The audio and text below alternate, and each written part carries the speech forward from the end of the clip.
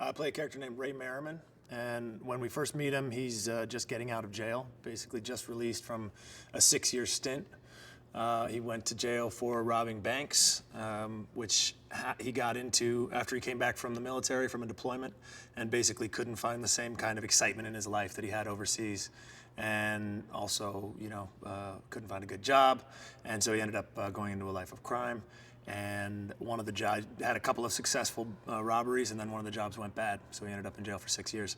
We meet him just as he's getting out, and he's reassembling his group of guys and going after a big fish.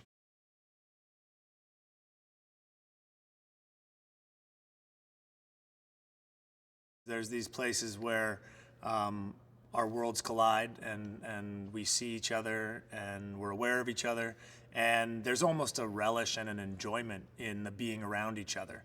From our side, certainly knowing that we're being chased by the best the city has to offer, the best department the city has to offer. And despite the fact that they're onto us, they know where we are, and they even possibly know what we're aiming for, that they're not going to get us. And that's, inherent in the character of Merriman, is that he wants to take down the biggest thing possible. He doesn't want to do an easy job. He wants to only do the impossible. And I think there's a respect between Big Nick and Merriman. They both, while they're chasing each other, and while there's a lot of animosity and a lot of macho posturing between them, there's also a lot of respect about how they go about their job and their effectiveness as men, basically.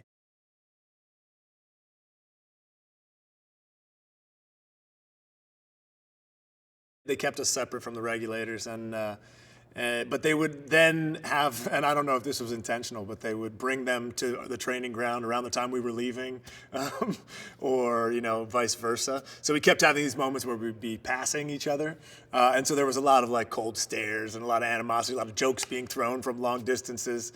It just bred, I think it bred a sort of healthy competition.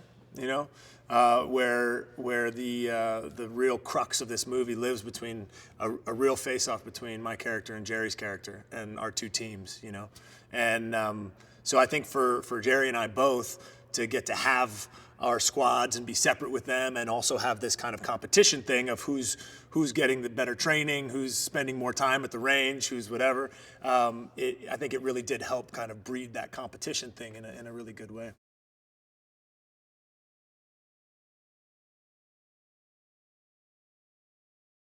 So as soon as they see Nick and his team get out of the truck, they realize that it's time for them to react. So they get out, and they brought their entire arsenal with them just for this occasion, in case they had to fight their way out. It opens up with me shooting the Saw machine gun, which is just a massive beast of a gun. And it really just kind of lays waste to everything that's in its vicinity. And then from there, you see again the military precision as these guys do a center peel down the corridor, and it's just they move with military efficiency from car to car to car, and basically peel off away from the corridor and down the street.